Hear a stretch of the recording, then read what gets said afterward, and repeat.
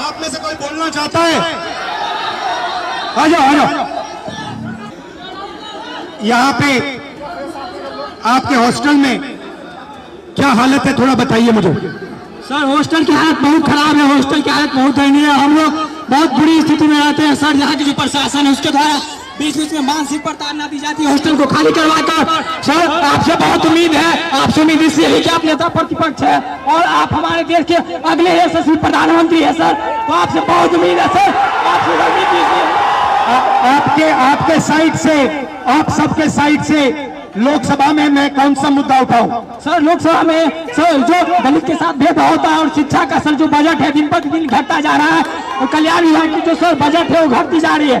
दलित की शिक्षा तो सर दलित की शिक्षा योजना स्तर पे मिलती है लेकिन उसको जमीनी स्तर पे नहीं मिलती है सर। ये जो नई शिक्षा नीति है इसमें सर दलित विरोधी है, इसको डिजिटलाइज करने की बात की जा रही है, जबकि हमारे समाज में सर बहुत से लोग डिजिटल से बहुत दूर है, उनको डिजिटल का भी नहीं पता है। तो उसके लिए सर कुछ किया जाए और जमीनी स्तर पे किया जाए सर। आपसे उम्मीद है सर आप कर सकते हैं सर। ये जो पूरा शिक्षा का सिस्टम और स्वास्थ्य का सिस्टम प्राइवेटाइज हो रहा है, इसके बारे में आप क्या सोचते हो? सर ये सर प्राइवेटाइज करने का सर ये सरकार की जो मंशा है सर उसे SC ST OBC को दूर रखा जाए सिस्टम से सर। हम लोग शुरू से ही सिस्टम से दूर है, न हमारा मीडिया में कोई है, न हमारा उद्योगपति कोई है, न हमारा बड़ा बड़ा ब्यूरोक्रेट्स में कोई है। तो सर हम लोग को जो उसमें भागीदारी है वो देनी चाहिए सरकार को।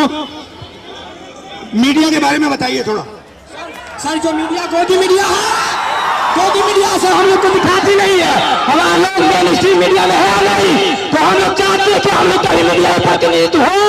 और सर दरभंगा में जर्नलिज्म के लिए कॉलेज हो, जर्नलिज्म के लिए कॉलेज नहीं है, हम लोग जर्नलिज्म करना भी चाहते हैं तो वो प्लेटफॉर्म नहीं मिलती है सर। इसकी हाई एजुकेशन फीस नहीं होती है कि हमारे के लिए फीस पे नहीं कर पाते हैं, इसलिए हम लोग कोर्स नहीं कर पाते हैं सर। यूनिवर्सिटी में जो है कोर्स समय पर नहीं होता है, यूनिवर्सिटी में जो है सर बहुत फीस। आप क्या पढ़ते हो? सर मैं अभी DLED कर रहा हूँ सर, सेकेंड ईयर में बाइट माधोपट्टी दरभंगा से। कैसा चल रहा है? सर DLED तो ठीक चल रहा है लेकिन सर आगामी TRE 4 है जिसमें 23-25 वालों को मौका मिले, इसके लिए भी हम लोग प्रोटेस्ट किए हैं सर, कर रहे हैं सर। और माता पिता क्या करते हैं, भाई बहन कितने हैं? सर मेरे माता पिता सर, मम्मी तो गृहिणी है, पापा एक मामूली ड्राइवर है सर। पापा जो है 300-400 दिहाड़ी पे काम करते हैं सर। हम लोग बहुत गरीब तबके साथ हैं, अगर ये हॉस्टल नहीं होती तो हम लोग को एक ऐसा प्लेटफॉर्म नहीं मिलता, हम लोग नहीं पढ़ते, इसलिए ये हॉस्टल है। और सर एक और मांग आपसे हम लोग करना चाहेंगे कि सर ये हॉस्टल है, हम लोग यहाँ मैट्रिक इंटर ग्रेजुएशन कर लेते, क्या मैट्रिक इंटर ग्रेजुएशन करने से हम लोग को नौकरी मिलेगी? नहीं मिलेगी। तो कंपटीशन के लिए एक छात्रावास होना चाहिए, PG छात्रावास दलितों के लिए होना चाहिए, जिससे कि हम लोग आगे की पढ़ाई कर सके और देश के विकास में अपना योगदान दे सके सर। भाई बहन और पापा मामा से मेरी नमस्ते कर देना। Thank you brother. देखिए दलित, पिछड़ा वर्ग, अति पिछड़ा वर्ग, आदिवासी वर्ग, आपके खिलाफ इस देश में 24 घंटा अत्याचार होता है। आपको दबाया जाता है, आपको शिक्षा के सिस्टम में रोका जाता है, आपके खिलाफ पेपर लीक किया जाता है और आपके करियर को रोकने के लिए, खत्म करने के लिए किया जाता है। हमने 3 मांगे की है। सबसे पहले जाति जनगणना, सही तरीके का जाति जनगणना जो हमने तेलंगाना में किया। दूसरी बात, कानून, हिंदुस्तान का कानून है कि प्राइवेट कॉलेजेस और यूनिवर्सिटीज में आरक्षण होना चाहिए और ना नरेंद्र मोदी ना बिहार की सरकार उस कानून को लागू कर रही है। इसीलिए हम उन पर दबाव डालेंगे और जब तक, मैं बता रहा हूं, जैसे मैं यहां आया हूं ना, रोक नहीं पाए वैसे ही नहीं रोक पाएंगे जब तक इन्होंने प्राइवेट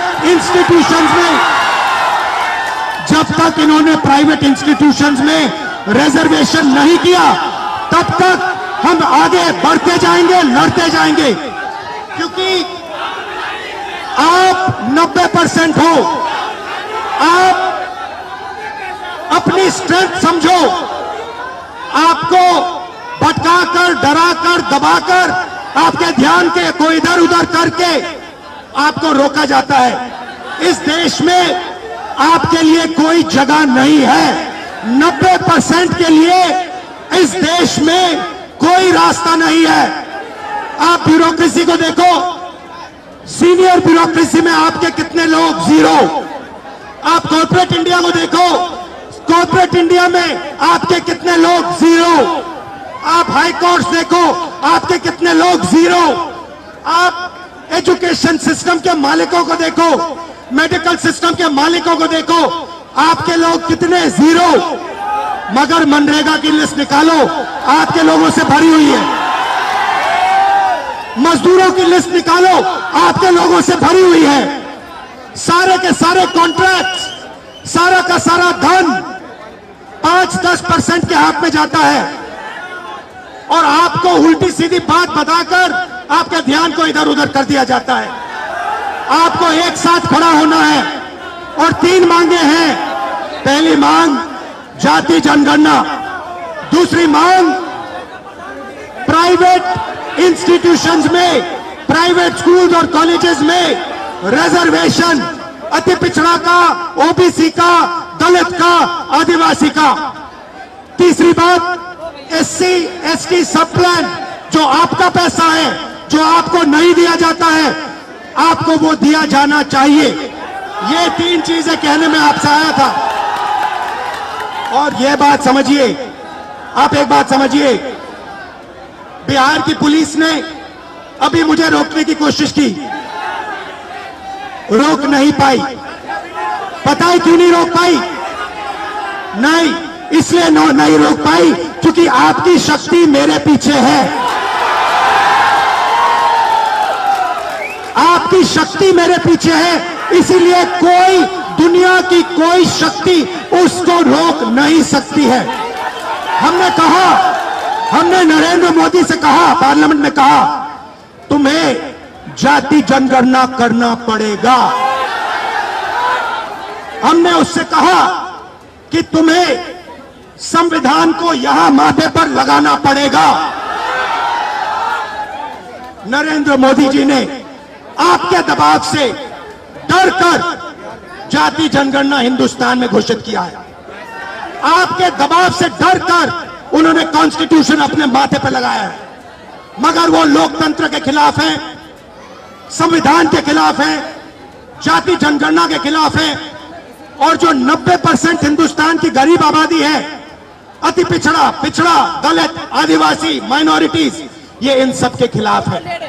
ये अदानी अंबानी की सरकार है, ये आपकी सरकार नहीं है। आपने इतने प्यार से मेरी बात सुनी, इसके लिए आप सबको दिल से बहुत बहुत धन्यवाद। मैं जानता हूं एससी एसटी, अति पिछड़ा हॉस्टल्स में यहां क्या होता है। मैं आपको गारंटी देता हूं, जैसे ही हिंदुस्तान में सरकार आएगी, जैसे ही बिहार में हमारी सरकार आएगी, हम ये सारा का सारा बदल देंगे और आपके लिए जो होना चाहिए वो करके दिखाएंगे। आप सबका बहुत बहुत धन्यवाद। नमस्कार, जय हिंद।